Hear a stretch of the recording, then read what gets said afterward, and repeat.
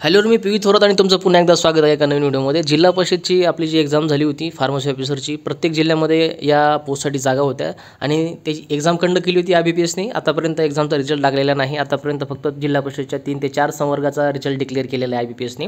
आता आपली फार्मसी ऑफिसरची त्यासोबत बाकीच्या ज्या पोस्ट होत्या तुमच्या ज्याचा रिझल्ट झडपीचा आतापर्यंत लागलेला नाही, त्या संदर्भातील महत्त्वाची एक बातमी पुढारी पेपरमध्ये 8च्या 8ला तुम्ही बघू शकता। 3 संवर्गाची गुणवत्ता यादी प्रसिद्ध, कागदपत्राची पडताळणी करून पात्र उमेदवारांची होणार घोषणा।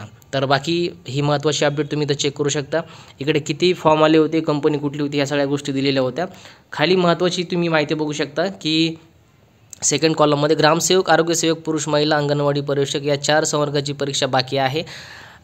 मात्र नुकतीच कंपनीकडून विस्तार अधिकारी, आरोग्य पर्यवेक्षक व विस्तार अधिकारी सांख्यिकी या 3 संवर्गाच्या परीक्षेची गुणवत्ता यादी कंपनीकडून प्रसिद्ध करण्यात आलेली आहे। आपल्याला माहिती आहे मागच्या 4 ते 5 दिवसापूर्वी या 3 महत्त्वाच्या ज्या पोस्ट आहेत, विस्तार अधिकारी असेल, आरोग्य पर्यवेक्षक असेल किंवा विस्तार अधिकारी सांख्यिकी असेल, या 3 परीक्षेच्या महत्त्वाचा रिझल्ट IBPS कडून डिक्लेअर करण्यात आलेला आहे जिल्हा परिषदचा।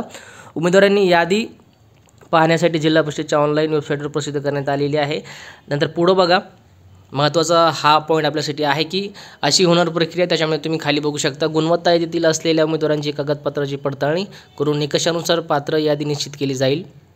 त्याच्यानंतर जिल्हाधिकारी यांच्या अध्यक्षतेखाली जिल्हा निवड समितीसमोर मान्यतेसाठी ही यादी ठेवली जाईल। मान्यता मिळाल्यानंतर निवड यादी प्रसिद्ध केली जाईल किंवा प्रसिद्ध होईल। असून काही संवर्गाची गुणवत्ता यादी प्रसिद्ध झाली नाही, त्यामुळे साधारण या प्रक्रियेला 20 ते 30 दिवसाचा कालावधी लागेल। म्हणजे बाकीच्या ज्या पोस्ट आहेत तुमच्या त्याचा आणखीन रिझल्ट लागला नाही, एकंदरीत ही पूर्ण प्रोसेस कंडक्ट होण्यासाठी जवळपास 20 ते 30 दिवस त्याच्यासाठी लागतील। तसेच 2-3 दिवसात झालेल्या परीक्षेची गुणवत्ता यादी प्रसिद्ध होण्याची शक्यता आहे, अशी माहिती प्रशासनाकडून देण्यात आली।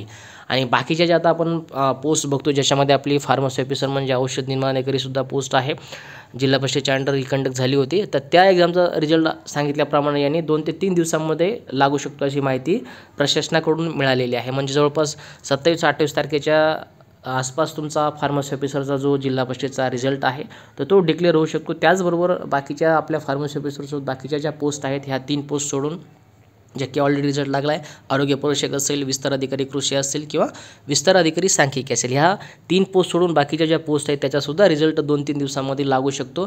आणि एकंदरीत ह्या पूर्ण जेवढ्या पोस्ट होत्या जवळपास इथं सांगितल्याप्रमाणे 17 ZP मध्ये 574 जागांची जी भरती होती, तर त्या सर्व पोस्टचा रिझल्ट किंवा ज्या बाकीची सर्व प्रोसेस आहे ही 20 ते 30 दिवसामध्ये पूर्ण रिझल्ट कंडक्ट करून पूर्ण जी जॉईनिंगची प्रोसेस आहे डॉक्युमेंट व्हेरिफिकेशनची, तर ती होणार आहे। हे तुम्हाला या वरच्या कॉलममध्ये तुम्ही बघू शकता। तर लक्षात आलं, सर्वजण आपण जिल्हा परिषदेच्या फार्मसी ऑफिसरची रिझल्टची वाट बघत आहोत आणि फक्त आता तुमच्याकडे 2 ते 3 दिवस आहे, 2 ते 3 दिवस वेट करा, वाट बघा। 2 ते 3 दिवसामध्ये तुम्हाला IBPS हे जे आहे ते रिझल्ट लागेल। आणि IBPS जेव्हा रिझल्ट लावतो त्याच्यामध्ये फक्त फायनल मेरिट लिस्ट असते, ती कुठल्याही प्रकारचं प्रोव्हिजनल मेरिट लिस्ट किंवा फर्स्ट आन्सर की सेकंड आन्सर की अशा प्रकारच्या भानगडी IBPS करत नाही।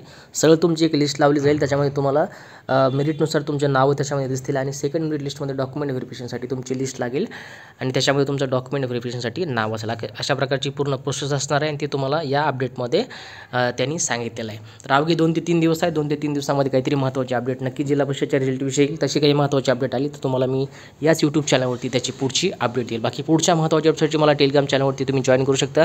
ड्रग इन्स्पेक्टरचं प्रिपरेशन करत असाल तर ड्रग इन्स्पेक्टर एक्झाम प्रिपरेशन नावाचं आपलं टेलिग्रामचं चॅनल आहे।